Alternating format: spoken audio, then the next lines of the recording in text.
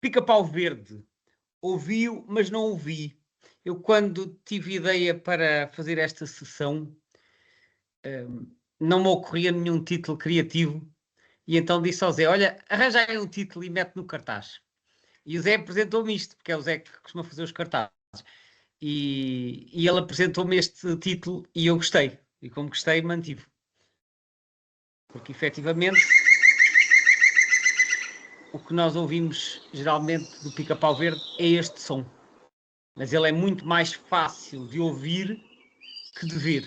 Porque é uma ave muito esquiva, mostra-se pouco e lança esta gargalhada como se estivesse a troçar de nós, a fazer pouco, assim a rir-se.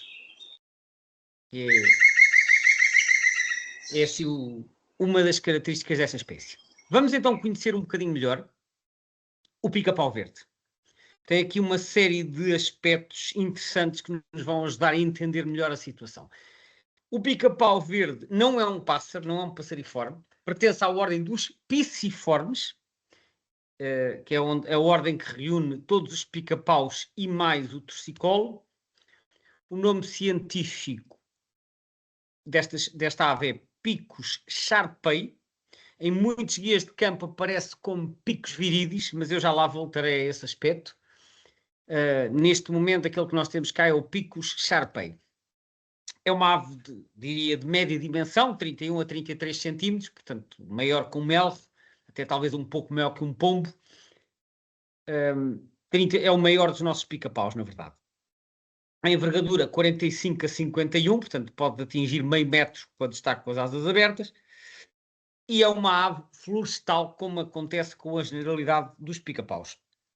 E é uma ave bastante eclética, portanto, ocorre em todos os tipos de bosques, desde pinhais até eucaliptais, passando por sobreirais, carvalhais, outras matas de folha caduca, matas mistas, até às vezes em pomares e ocasionalmente até em matagais, zonas com menos arvoredo. Portanto, é muito eclético e isso também ajuda a explicar porque é que tem uma distribuição ampla.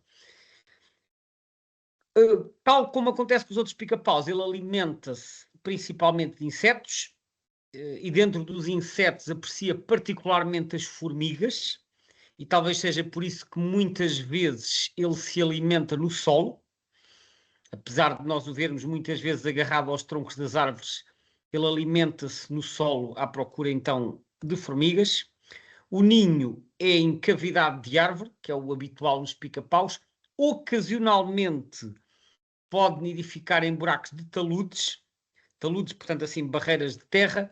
Pelo menos já houve um caso destes documentado em Portugal, na região centro, o que mostra que não nidificam exclusivamente em árvores, o aspecto principal é que nidificam em cavidades. A postura tipicamente é de 5 a 7 ovos, mas pode ir de 4 a 9 e mais raramente até pode chegar aos 11. Enfim, já seria uma postura muito grande. Penso que estes valores não serão muito comuns. Portanto, 5 a 7 ovos é o valor habitual. Quanto à incubação, em geral, 14 a 17 dias, portanto é um período relativamente curto para uma ave já assim com um tamanho considerável. E o nome científico é, como vimos, Picus sharpei. Picus vem do latim, Picus é um nome que significa pica-pau, e este nome, na verdade, até tem origem na mitologia romana. Havia uma figura da mitologia romana que era o Picus, que era rei de Lácio. Lácio é a região onde se situa Roma.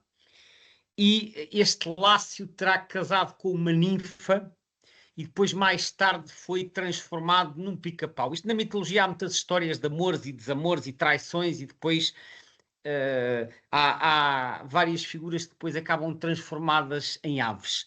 E então há esta história associada a este rei de Lácio que se chamava Picus. O Sharpei, tal como acontece com a maioria dos nomes acabados em I, é um epónimo, ou se quiserem um patronímico, é um nome que homenageia uma determinada figura. E neste caso homenageia um ornitólogo britânico chamado Richard Baudelaire Sharp, que viveu entre 1847 e 1909.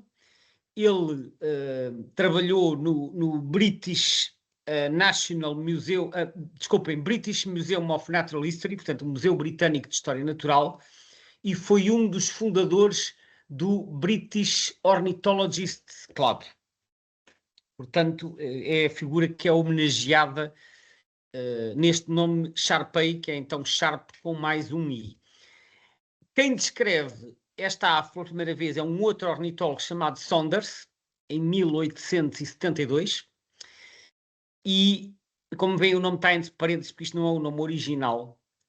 O nome original, na verdade, estava noutro género, que era Gessinus. O Saunders coloca isto no género Gessinus. Eu já referi anteriormente que no passado houve muitas alterações taxonómicas, estas questões não são recentes. Ele chamou Gessinus Sharpei, depois isto mais tarde passa para o género Picos, até é incorporado no Picos viridis e depois é que passa a ser Picos Sharpei. E ele chamou Sharpei porquê? Porque, alegadamente, o Richard Baudelaire Sharp foi o primeiro a perceber que o pica-pau verde da Península Ibérica era diferente do Picos viridis europeu. Diferente em vários aspectos que nós já vamos perceber um bocadinho melhor. E então, quem descreve formalmente é este Saunders, mas para homenagear a pessoa a quem ele quis dar crédito pela descoberta desta característica, ele homenageia o Sr. Richard Sharp, que ficou então com a memória aqui no nome científico, Picos Sharpei. A localidade tipo, como podem ver, foi na Península Ibérica, mais concretamente em Espanha, um pouco a sul da Serra de Guadarrama, que é uma serra que faz parte do sistema central e que fica ligeiramente a norte de Madrid. Portanto, foi aqui que ele terá colhido o espécime tipo, foi no centro de Espanha, que depois é usado para fazer a descrição formal da espécie. Ora, este pica-pau, tal como muitas outras aves que são bastante conhecidas, tem muitos nomes em português. Há uma obra que eu já falei anteriormente, que é esta do João Fernandes Pereira Lopes, publicada no final da década de 70 pelo Serviço de Estudos do Ambiente, que tem uma interessante compilação de nomes comuns das espécies, e para o pica-pau verde ele apresenta este conjunto de nomes. Pica-pau verde tem um S entre parênteses porque é o nome que vem na lista do Germano Sacarrão. Tem também cardeal, cavalinho, cavalo rinchão, que é um nome curioso, que no fundo é uma referência a estes guinchos, estas gargalhadas que eles fazem, que faz lembrar um bocado aqueles sons produzidos pelos cavalos. Peto real, peto rinchão ou verdia. E eu conheço outros nomes para além destes, como por exemplo peto verde, também aparece em alguns trabalhos. Pito verdial é um nome que se utiliza pelo menos em algumas zonas de Trás-os-Montes, perto de Bragança. Portanto, há uma série de nomes que fazem referência ou à cor ou ao som produzido por esta ave. Este cavalo rinchão, segundo a nota do autor, seria um nome usado no Alentejo. Agora, vamos olhar um pouco para a identificação. Esta imagem que aqui está é tirada do Birds of Western Palearctic on CD-ROM, que é aquela coleção de livros da autoria de Stanley Cramp, que começou a ser publicada em 1977 e que demorou quase 20 anos até estar completa.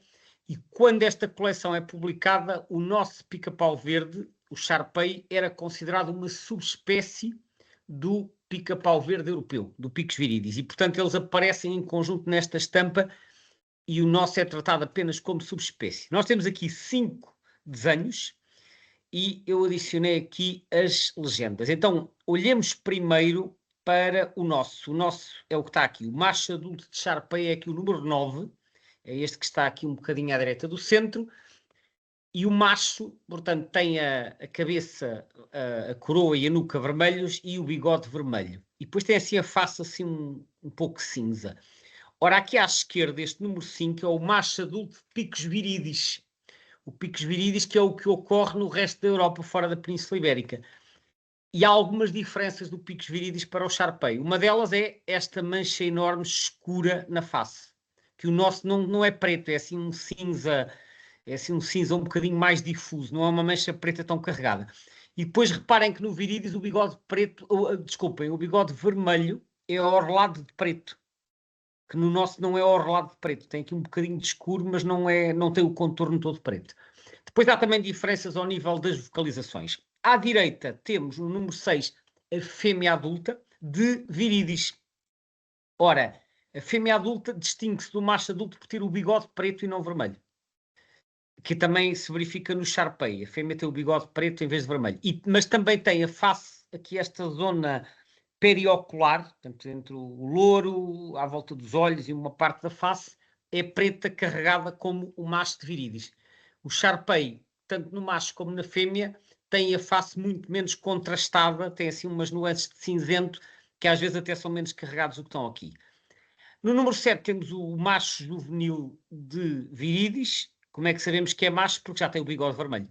Porque se fosse fêmea tinha o bigode preto. E aqui uma cria que ainda possivelmente ainda estará no ninho, que ainda tem aqui os canudos das penas, algumas a rebentar, etc. Portanto é uma ave possivelmente que ainda não está a voar. Normalmente usamos o termo cria quando a ave ainda está no ninho, embora este termo não se aplique às aves nidífugas. As limícolas e as gaivotas são nidífugas. Eu penso que aí podemos usar o termo cria enquanto não adquiriram a capacidade de voo. Depois disso passam a ser juvenis. Portanto, isto é então as características do viridis e do Shar-Pei. Vamos ver aqui agora de outro guia, de um guia mais recente, que é do guia do Rob Hume, das aves da Europa, e aqui também temos o comparativo. À direita temos o viridis, da subespécie viridis, portanto cá está um macho com a face preta, o bigode vermelho ao lado preto, e em cima a fêmea, embora isto seja de uma outra subespécie Karelini, eu não sei de onde é que isto é, mas Karelini deve ser da Carélia, que será ali entre a Finlândia e o norte da Rússia. Mas de qualquer forma vemos que é uma fêmea porque tem o bigode preto. Também tem a face escura, isto é um viridis. À esquerda temos então o Shar-Pei, que é o nosso. E o Shar-Pei, como podem ver, não tem a face preta. Ela tem sempre aqui um bocado de cinza, está um bocado enfarruscada aqui entre o olho e o bico, portanto na zona do louro, mas é sempre um bocadinho mais difuso e menos carregado que o viridis. E notem também que o bigode vermelho do macho, está aqui escrito na legenda, Red Moustache Lacks Black Border, portanto não está orlado de preto como o macho de viridis. Ele tem assim um bocadito de preto aqui, mas de resto o bigode não tem o preto à volta. A fêmea tem o bigode preto, como já falámos, e então diz também aqui que tem uma mancha cinza escura à volta do olho, especialmente à frente, mas como eu disse é muito mais pequena e de contornos mais difusos. Outra característica que se vê em voo é o urupige amarelo, porque de resto ele é verde por cima, que é a cor que lhe dá o nome, mas o urupige é assim de um verde amarelado. Normalmente esta característica vê-se mais quando a ave está a voar. Aqui agora algumas fotografias tiradas do eBird. Aqui um macho, percebemos que é um Shar-Pei, porque além de não ter o preto carregado, não vem atrás do olho, é só aqui este cinzento. Vemos o bigode vermelho que não está orlado de preto. Portanto, isso permite-nos perceber que isto é um macho de pica-pau verde ibérico, que é o pico Shar-Pei. Aqui uma fêmea, naturalmente, de Shar-Pei também, porque não tem a face preta, é só o tal cinza aqui à frente do olho, e agora o bigode preto e não vermelho. Aqui uma foto muito curiosa também que encontrei no eBird, a do Pedro Nicolau, em que temos um casal de pico Shar-Pei agarrados a um poste telefónico. O macho à esquerda, com o bigode vermelho, a fêmea à direita. Portanto, uma fotografia também muito interessante que nos permite comparar na mesma imagem os dois membros do casal. Aqui claramente um juvenil de pico Shar-Pei, ainda está todo serapintado e podemos ver pelo bigode vermelho que se trata de um macho, claramente. Porque nesta idade já começa a ser possível distinguir os machos das fêmeas, porque o bigode vermelho aparece ainda com a plumagem de juvenil.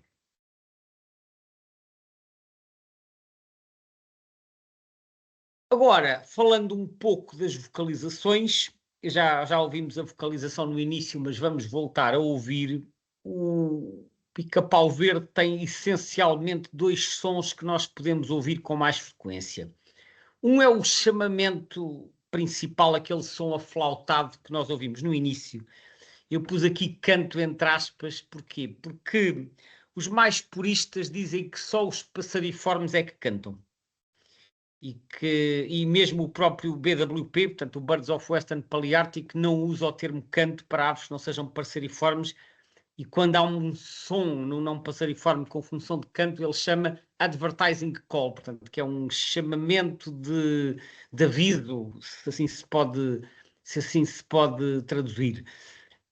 Mas na prática muitas vezes funciona como canto. A mesma coisa com os pombos, com as codornizes, entre outras espécies. Portanto, isto é o chamamento mais comum que nós podemos ouvir na primavera e que eu agora vou passar um bocadinho. É este som que dá origem ao nome também cavalo rinchão. Este som ouve-se sobretudo na primavera, que é quando eles estão a fazer a marcação de território. É um som aflautado e, notem, descendente. Começa mais agudo e depois vai se tornando mais grave.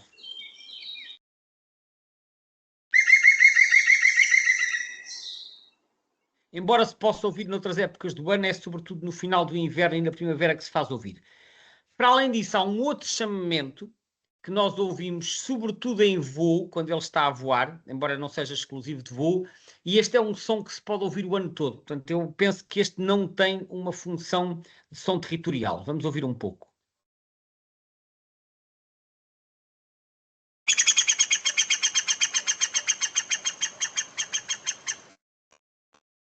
Portanto, quando ele está a fugir, muitas vezes ouve-se este som. Isto não é o canto entre aspas, que ouvimos há pouco, mas é um outro som que também é do pica-pau verde. Eu vou passar novamente, que este fecheiro é pequenino.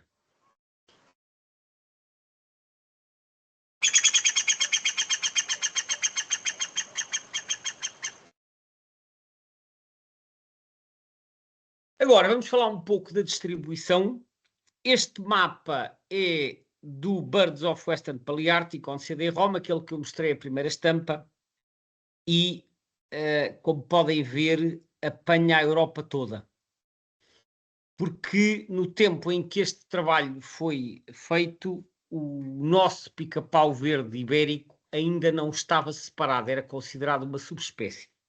E, portanto, este mapa, que é o que aparece no CD-ROM, que é dos anos 90 ou 2000, ainda considera tudo junto e mostra-nos a distribuição em toda a Europa. Quando agora virem os mapas seguintes, a distribuição na Península Ibérica já vai estar separada do resto. O que nós vemos é que o pica-pau verde se distribui por toda a Europa, incluindo pela Grã-Bretanha, mas não na Irlanda. Na Irlanda, durante muito tempo, não havia pica-paus.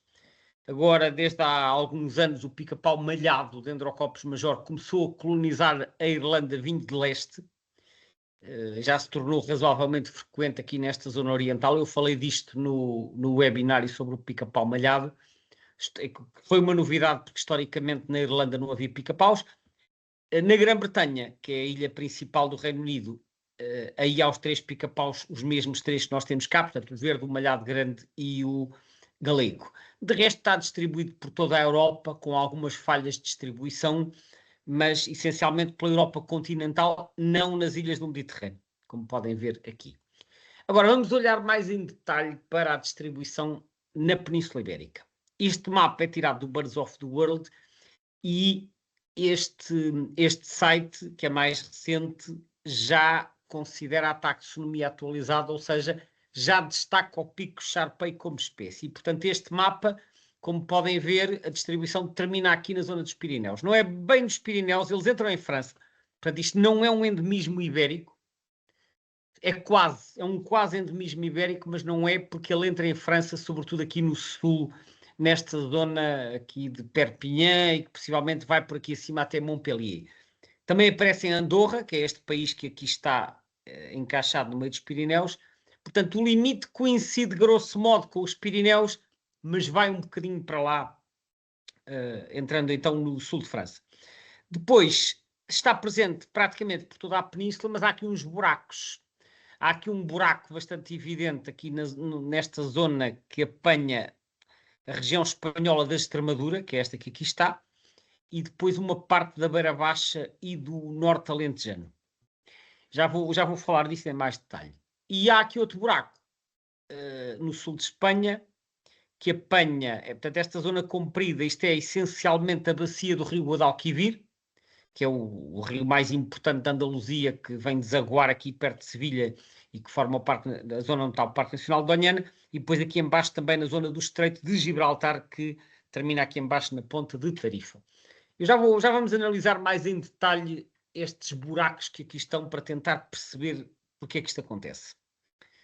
Antes disso, vamos só ver rapidamente os mapas do Atlas Europeu, do EBBA2, que é o European Breeding Bird Atlas 2. Este Atlas foi publicado em 2020, portanto já usa a taxonomia atual, já tem o pico Sharpei como espécie distinta, e este é o mapa de abundância. O mapa de abundância que tem uma escala de cores, assim, com diferentes tons de vermelho, ou de um vermelho rosado, e que está numa escala logarítmica, como podem ver aqui. Portanto, quanto mais escuro, maior o número de casais. E quando nós olhamos para este mapa, percebemos que as bolinhas mais escuras estão na metade norte da península.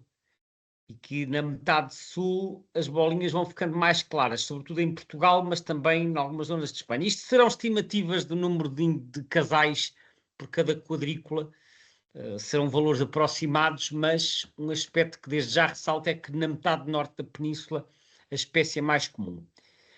Aqui é o mapa de comparação entre o primeiro Atlas europeu e o segundo. Eu já mostrei mapas destes para outras espécies. As zonas cinzentas são aquelas onde a espécie estava no primeiro Atlas e no segundo. As cor de laranja são aquelas onde desapareceu e as azuis onde apareceu de novo. E este mapa tem aqui algumas curiosidades. Primeiro temos algumas quadrículas de cor de laranja dispersas pela península. Não são muitas, são apenas 5. Mas azuis são muito mais. E o que é curioso é notar que as azuis estão quase todas na metade sul da península. Ou seja, fica a sensação que no primeiro Atlas havia uma data de buracos e que no segundo Atlas o pica-pau verde apareceu em sítios onde não estava. O que sugere que se esteja a expandir na metade sul da Península Ibérica. Isto é muito curioso, mas de facto são tantas quadrículas azuis que não parece ser assim apenas um acaso. Este mapa tem aqui um outro aspecto muito curioso. Reparem que quando entramos aqui na zona de França temos cinzento mesmo no sul e depois tem aqui uns raiados ou oblíquos em 2 fiadas ou 3 com a seguinte legenda: Taxonomic Uncertainty. O que é que isto quer dizer? Quer dizer que não se sabe muito bem a que espécie pertencem as aves que aqui ocorrem. Quando nós vamos consultar o mapa do Picos viridis, que é o tal que ocorre no resto da Europa, também tem a mesma representação aqui no sul de França. Ou seja, a informação disponível não permite ter a certeza onde é que se dá a transição de um para o outro. E até já há registros de híbridos entre o Sharpei e o viridis. Portanto, eu penso que neste Atlas eles terão colocado aqui esta zona com estas raias para assinalar o facto de não se saber muito bem, porque as distribuições tocam-se, onde acaba um, começa o outro, há ali alguma sobreposição, e quando há sobreposição entre duas espécies muito próximas, às vezes há zonas de hibridação. E aparentemente eles não sabem muito bem onde é que termina um e começa o outro. Portanto, resumindo, este pico Sharpei é uma subespécie que está presente em toda a Península Ibérica, entra um pouco no sul de França, depois dá lugar ao picos viridis, mas a zona de transição, isto se calhar cada quadrícula são 50 por 50, acho eu, e portanto isto será aqui uma faixa de 100 km mais ou menos em que não se sabe muito bem o que é que existe por ali. Ora, vamos olhar um bocadinho melhor para a situação em Espanha, para ver aqueles buracos de que eu falei há pouco. Quando nós olhamos para este mapa é o mapa do segundo Atlas espanhol, que foi publicado em 2002 ou 2003. São quadradinhos de 10 por 10 km.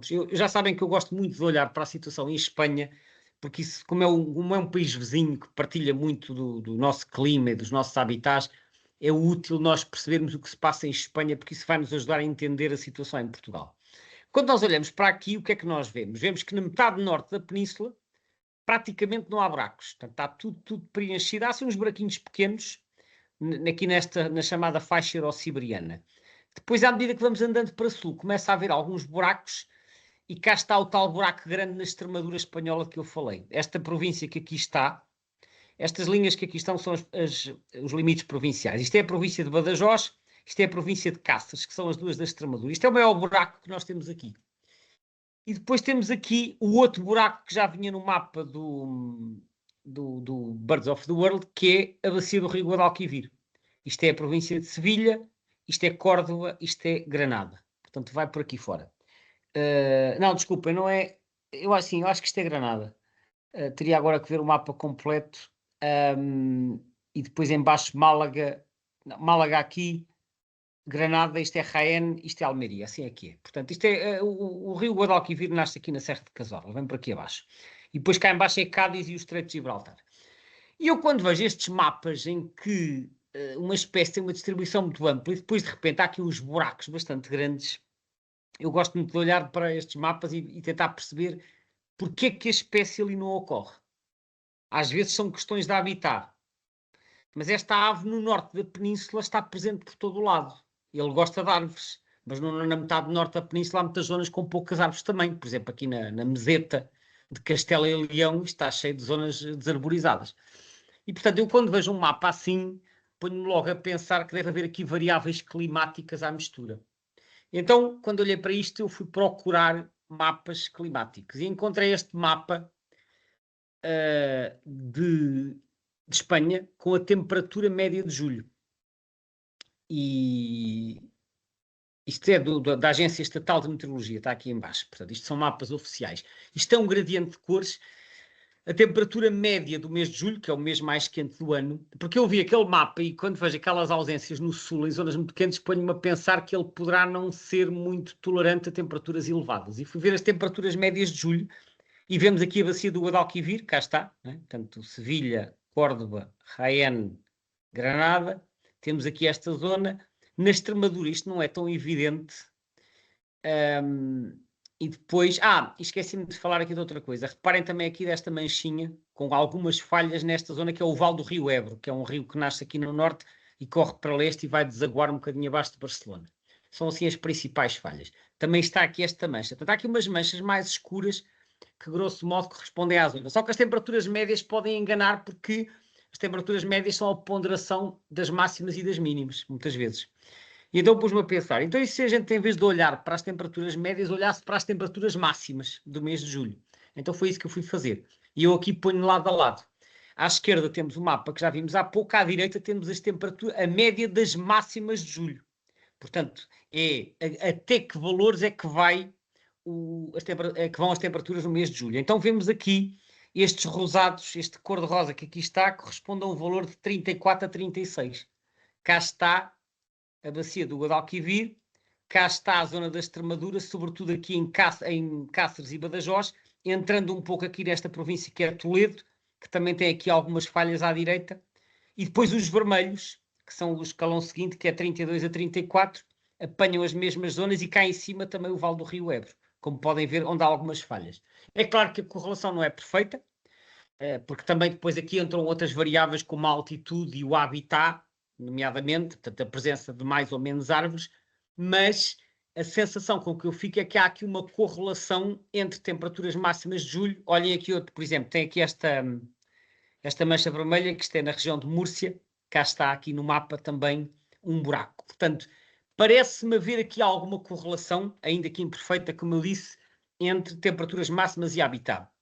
E eu diria que quando as máximas vão acima dos 32, 34, ele já não gosta muito. Já agora, voltando ao mapa anterior, o que nós vemos é que nesta zona acima dos 27,5, que é esta mais escura, praticamente não há, e mesmo a que está acima dos 25, que é esta cor de laranja, eles já começam a ter muitas falhas, quer aqui na Extremadura, na Andaluzia e no Val do Ebro. Eu voltarei a isto em Portugal, mas achei interessante. Eu já tinha feito uma análise parecida no webinário sobre o chapim-carvoeiro, e porque é que eu estou a apresentar isto? Para mostrar que normalmente cada espécie tem um limite, portanto, há uma zona de conforto térmico, e quando as temperaturas se começam a afastar muito dessa zona de conforto térmico, a espécie deixa de ocorrer lá, porque simplesmente já não tem condições ideais de sobrevivência. Já não se consegue reproduzir, se calhar já não consegue sobreviver o ano todo, neste caso porventura, por causa das temperaturas serem demasiado altas. Portanto, a conclusão que eu tiro, enfim, tiro, entre aspas, porque isto não foi nenhuma análise científica, mas o que me parece é que esta espécie tem uma intolerância às temperaturas muito elevadas que o leva a estar ausente se a temperatura média de julho for acima dos 25 graus ou se as temperaturas máximas forem acima dos 34 graus. Como eu disse há pouco, a espécie parece estar a expandir-se. Nós até poderíamos imaginar que num cenário de aumento de temperatura, agora que falar das alterações climáticas está na moda, a espécie até se estaria a expandir para, norte e a encolher a sul, mas não é isso que acontece. Em Espanha, isto é o mapa do terceiro Atlas, as bolinhas vermelhas são de onde desapareceu, as bolinhas vermelhas, reparem, estão na metade norte da península. E onde é que estão as bolinhas azuis? No sul. É muito curioso, ou seja, apesar de tendencialmente o clima estar a aquecer, o pica-pau verde está agora a colonizar regiões do sul da península onde não existia. Mas não é na bacia do Guadalquivir que vai por aqui acima. É sobretudo aqui nestas zonas mais costeiras, por exemplo em Cádiz, aqui embaixo, e em certas zonas interiores da província de Cáceres que já se aproximam aqui das serranias do sistema central. Porque na zona mais quente de planície continua a haver aqui um grande buraco. É o que se nota aqui. Portanto, eu diria que há aqui uma tentativa de colonização destas zonas onde a espécie não ocorria, mas talvez por as temperaturas ainda serem muito elevadas ou por condicionantes de habitat, a colonização é apenas parcial. Mas chama-me a atenção realmente o facto de as novas quadrículas, que são as azuis, estarem principalmente no sul da península e as quadrículas onde a espécie desapareceu estarem a norte. Isto parece um contrassenso, como eu disse, num cenário de alterações climáticas, e isto leva-me a relembrar que estas questões são sempre muito mais complexas do que parecem à primeira vista. Portanto, nós não podemos dizer que as alterações se devem unicamente às questões do clima. Não, há uma série de elementos nestas equações que têm a ver com habitat, competição com outras espécies, perseguição ou não, criação de condições para a reprodução, alimento, etc. Portanto, são equações sempre complexas e o clima é apenas uma das parcelas. Na comparação entre os dois atlas, portanto, entre o segundo e o terceiro, o número de quadrículas manteve-se praticamente estável, porque apareceram muitas novas a sul, desapareceu muitas quadrículas a norte, houve uma variação de menos 2%, que não é uma variação muito expressiva. Eu recordo que este terceiro atlas não cobriu o território todo, houve muitas quadrículas que não foram visitadas, que são estas que estão a cinzento, portanto a análise e as conclusões são apenas parciais. O site da CEL, que é a Sociedade Espanhola de Ornitologia, também tem na página do Atlas alguns gráficos curiosos, que eu nem sempre apresento, porque não tenho tempo para falar de tudo, mas que são interessantes, que mostram o habitat em que a espécie está presente, nomeadamente no terceiro Atlas, e até o número de indivíduos detectados por unidade de área, que eu agora não fixei se é por 10 km quadrados ou se é por quilómetro quadrado, já não me recordo das áreas, mas eles têm aqui estas barras horizontais que mostram, de certa maneira, quais são os habitats em que nós podemos encontrar cada espécie. E neste caso, nós vemos que as maiores abundâncias, que é onde a barra vai até aqui aos 4, são em bosques de ribeira, portanto, em galerias ripícolas, são aquelas chamadas matas ribeirinhas. O pica-pau verde também é bastante comum em bosques mistos e outras matas de folha plana, portanto, de folha caduca. Também em roble de alas, que são carvalhais, já que carvalho em espanhol é roble, e depois em mosaicos agropecuários e, curiosamente, em vilas e cidades. Portanto, aqui com uma barra que já passa o valor de 2, e isto é curioso porque esta espécie tem-se vindo a tornar cada vez mais urbana, também acontece em Portugal, portanto uma maior proximidade aos meios urbanos, talvez por ser menos perseguido. É um dos habitats também considerados. Aparece também um pouco em eucaliptais, como eu já tinha referido. Os restantes habitats, que são habitats com poucas ou nenhumas árvores, não têm presença. Eu, por acaso, estranhei não haver registros em pinhais, porque em Portugal nós vemos muito o pica-pau verde em pinhais, mas porventura em Espanha eles preferem outro tipo de habitats. Aqui o gráfico de variação populacional em Espanha, desde que começou o programa SACRE, que é o equivalente ao nosso CAC. O SACRE é o Seguimento de Aves Comuns Reprodutoras em Espanha, começou em 1998 e a tendência que se verificou para esta espécie foi decrescente até 2014, ano em que já tinha diminuído mais de 30%. A partir de 2014 parece ter começado a subir. Infelizmente o gráfico termina em 2018, Eu até já contactei a CEU para perguntar se eles não tencionam atualizar estes gráficos, mas para já não, disseram-me que para já não é possível atualizar, portanto só temos dados até 2018, mas aparentemente nos últimos anos tem havido aqui alguma recuperação populacional. E por fim vamos olhar para a situação em Portugal. Eu começo por partilhar o primeiro Atlas publicado em 1989, com trabalhos de campo entre 78 e 84. Neste caso até aparece o nome Peto Verde, que era um dos tais que não estava naquela compilação, e reparem que ainda aparece com o nome Picos Viridis, que era o que era considerado na altura. Ora, este Atlas, que tinha representação em quadrículas de 20 por 32, o que é que nós vemos aqui? Vemos que se nós considerarmos o Rio Tejo, que vem daqui da Beira Baixa e vai desaguar na zona de Lisboa, vemos que a norte do Tejo está presente em praticamente todo o país, há muito poucas falhas, enquanto que a sul do Tejo há aqui uns buracos importantes, principalmente no Alentejo. E dentro do Alentejo, sobretudo no interior, ou seja, na bacia do Guadiana, que não por acaso é a zona mais quente do país, sobretudo no verão. Portanto, mesmo aqui o texto diz que é mais abundante na parte norte e centro-oeste da sua área de cria. A população na altura tinha sido estimada entre 10 mil e 100 mil casais. Portanto, Pica-Pau Verde, uma distribuição mais ou menos contínua no norte, a norte do Tejo, portanto, norte e centro, mas com muitas falhas no sul, em especial no Alentejo e até aqui no leste algarvio também, portanto, que faz parte da bacia do Guadiana. Estamos a falar aqui de Castro Marim até Alcoutinho. Isto era então a situação na década de 80. Depois, 20 anos depois, foi feito o segundo Atlas, entre 99 e 2005. Este Atlas já pertence ao chamado Atlas de segunda geração, que é os Atlas que passaram a ter uma componente quantitativa, em vez de registar só a presença e a ausência, e por isso este Atlas aparece sempre com dois mapas. À esquerda temos o mapa de presenças e à direita o mapa de abundância, que tem a ver com a frequência relativa com que as espécies foram detectadas. No mapa da esquerda nós vemos uma situação parecida com a do mapa anterior, portanto a norte do Tejo, uma presença contínua com poucas falhas, algumas falhas aqui no litoral, bastantes falhas na Beira Baixa, que é uma zona já com características bastante áridas e quentes, algumas falhas também aqui junto à Raia, na terra quente transmontana, mas a maior parte das falhas está uma vez mais no interior alentejano, não no litoral. O litoral, além de ter muitos penhais e sobreirais, é relativamente mais fresco que o interior. Portanto, voltamos aqui à questão da temperatura. O mapa da direita, que é o mapa da abundância, ajuda-nos a interpretar isso. Aqui temos a frequência relativa, sendo que quanto mais escuro o tom de vermelho, maior a frequência da espécie. E então, olhando para este mapa, é fácil de ver que é no Minho que estão as maiores abundâncias da espécie. É onde encontramos aqui o vermelho mais escuro. Portanto, aqui a zona de Braga, e, enfim, todo o Minho também está num tom vermelho escuro.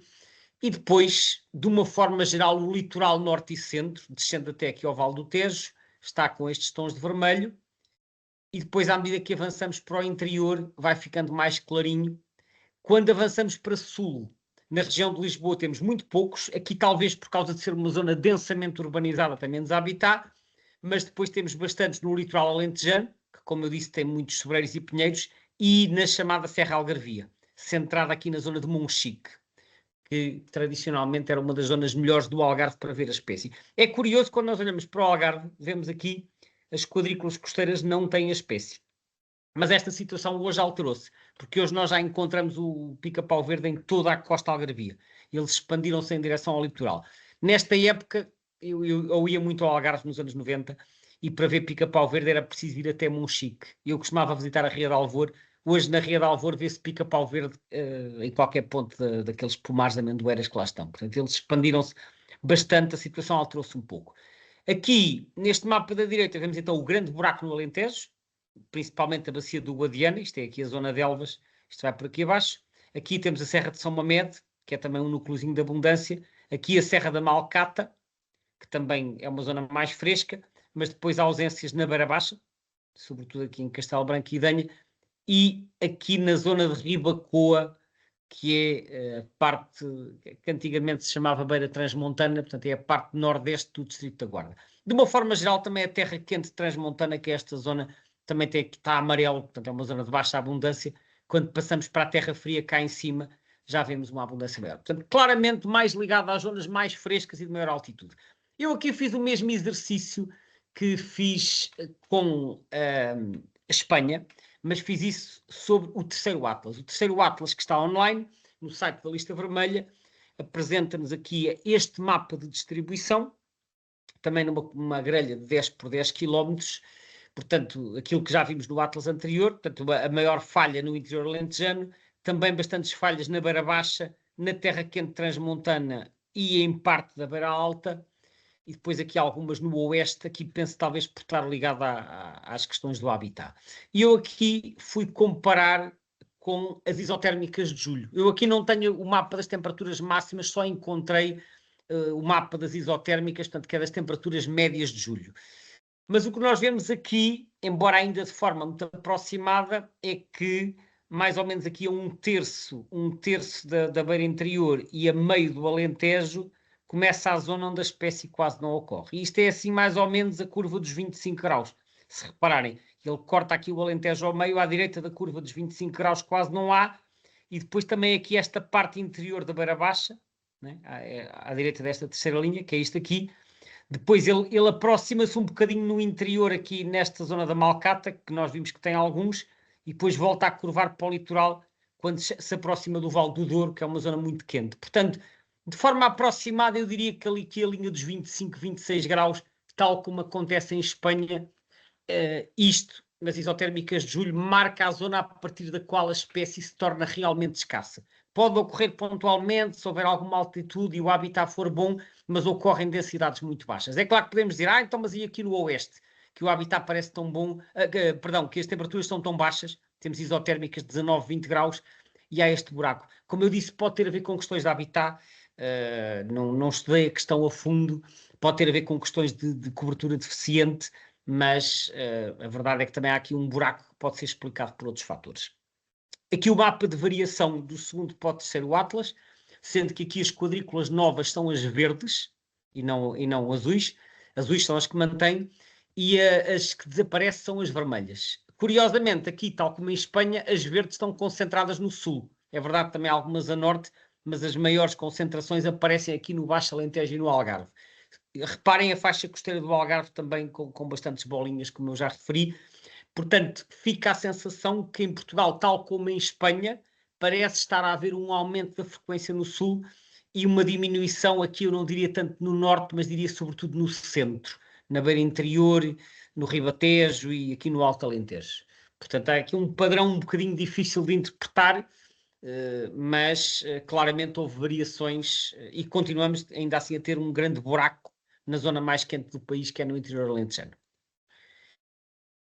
Aqui o gráfico de frequência em Portugal, que é a proporção de listas do eBird que registram esta espécie, de listas completas. Este gráfico é um bocadinho difícil de interpretar, porque para uma espécie que está por cá todo o ano, portanto que é residente e provavelmente bastante sedentária, estas oscilações não são muito fáceis. Eu vou-vos dar a minha interpretação.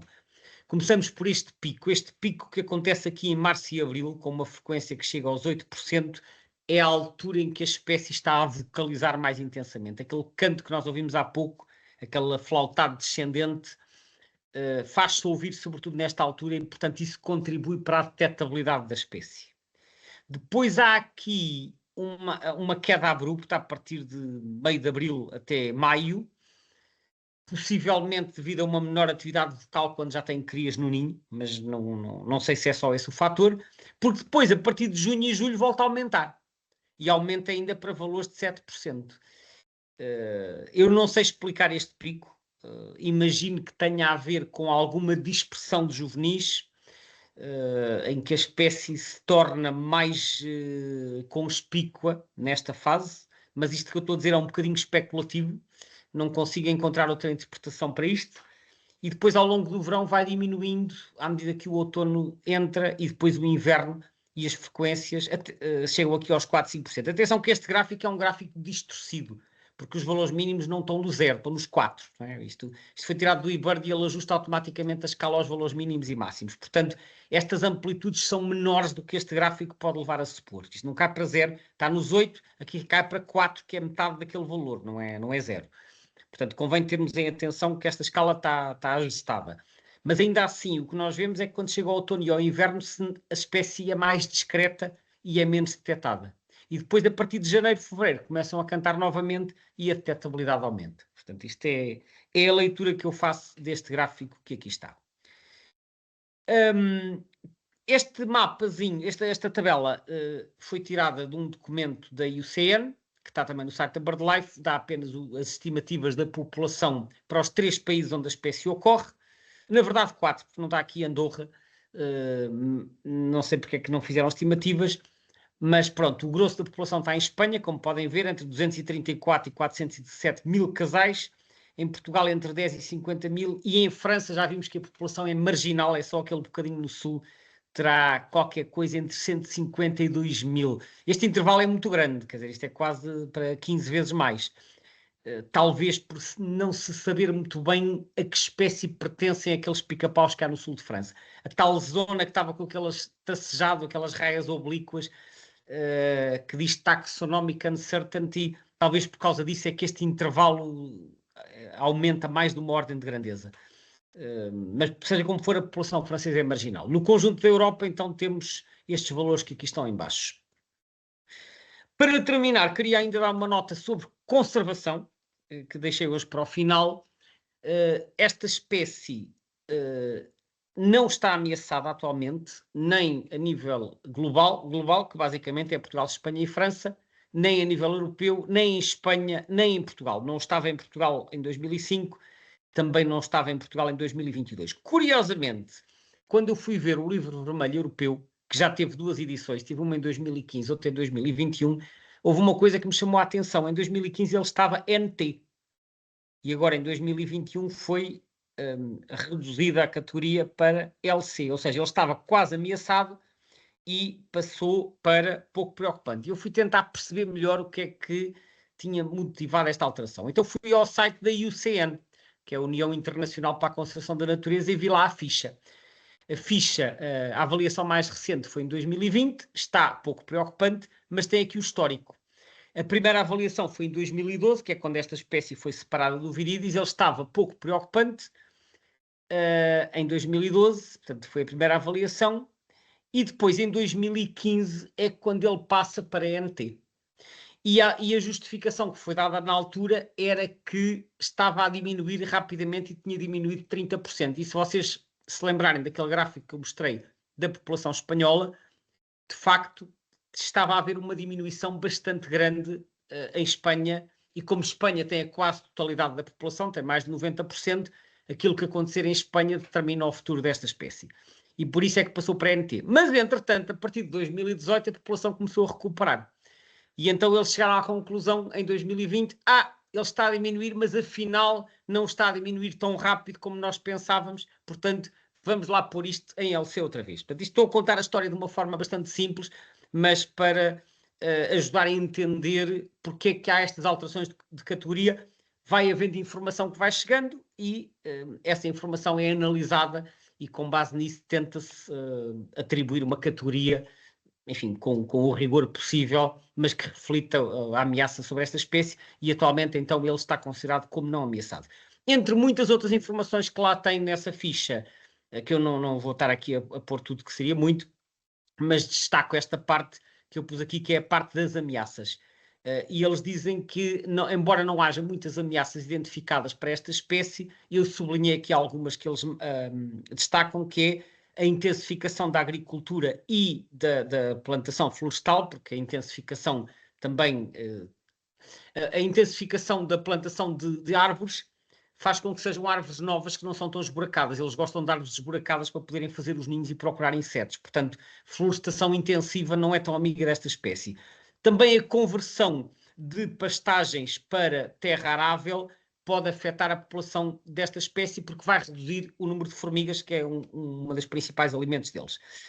Também a limpeza de sebes e de margens de rios, os fogos, fala aqui, wildfires, e eventualmente a caça ilegal, que é uma prática que, embora tenha diminuído, continua a afetar muitas espécies, nomeadamente na Península Ibérica, e eventualmente invernos muito frios. Portanto, estou a pôr isto aqui como exemplo para mostrar que para esta, como para muitas outras espécies, às vezes não há só um fator de ameaça, pode haver múltiplos fatores de ameaça, e quando nós queremos perceber porque é que uma espécie está a diminuir, temos que considerar os vários fatores, nem sempre há uma explicação muito simples.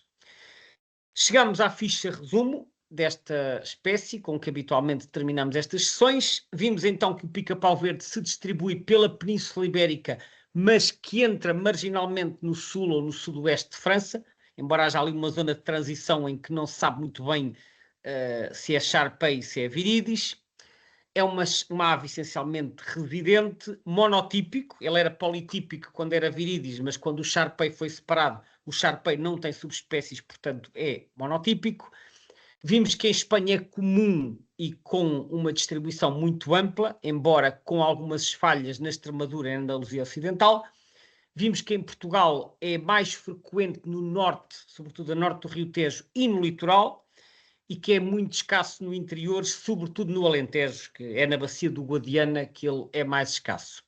E pela análise que eu fiz, comparando a distribuição com as cartas meteorológicas e climáticas, aliás, que nos dão as isotérmicas de julho, parece-me que a isotérmica de julho de 25, 26 graus da temperatura média ou a máxima dos 34 marca o limite de tolerância desta espécie, o que quer dizer que se as temperaturas de julho ultrapassarem esses valores, a espécie já não está na sua zona de conforto e já não consegue sobreviver facilmente. Aparentemente, apesar disto, encontra-se em expansão, quer no sul de Portugal, quer no sul de Espanha. Portanto, haverá aqui alguns fatores que estarão a contribuir para este pica-pau conseguir colonizar zonas onde anteriormente não ocorria. Era isto que eu tinha para vos apresentar. Espero que tenham gostado de ficar a saber mais acerca deste pica-pau. E agora, como sempre, fico à disposição para as vossas questões.